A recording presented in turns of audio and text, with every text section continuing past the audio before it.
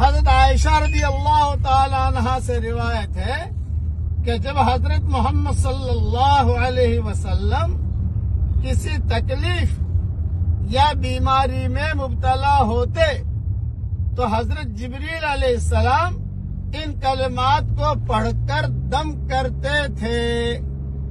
یہ دعا جو میں آپ کو سکھا رہا ہوں اس میں حضرت جبریل علیہ السلام کا منہ اور زبان کا نور ہے، اور آسمانوں سے آ کر رسول اللہ صلی اللہ علیہ وسلم پر دم کرتے تھے۔ ہم بھی ہمارے بیوی بچوں پر دم کر سکتے ہیں۔ اب پڑھیے میرے ساتھ، بسم اللہ یبری کا، اللہ تعالیٰ کے نام سے میں دم کرتا ہوں، وہ آپ کو تندرست کرے گا۔ وَمِن كُلِّ دَاءٍ يَشْفِيكَ، اور ہر بیماری سے آپ کو شفا دے گا۔ وَمِن شَرِّ حَاسِدٍ إِذَا حَسَدَ، اور حسد کرنے والے کے شر سے جب وہ حسد کرے آپ کی حفاظت کرے گا۔ وَالشَّرِّ كُلِّ ذِي عَيْنٍ، اور ہر بری نظر والے کے شر سے آپ کو پناہ میں رکھے گا۔ صحیح مسلم میں یہ مضمون ہے، یہ دعا یاد کر لیجئے۔ آسمانی دعا ہے، جبریلی دعا ہے، اس کو یاد کر کے اپنے بچے کو دم کیا کیجئے۔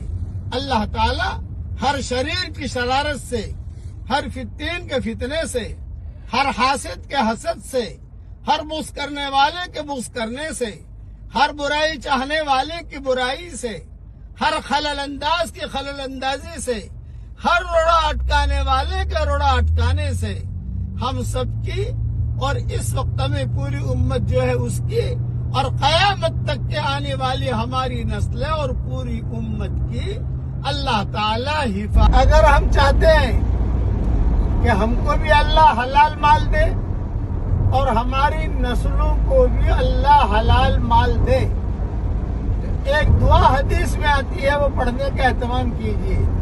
پڑھیے میرے ساتھ، اللہم انی اسألک غنایا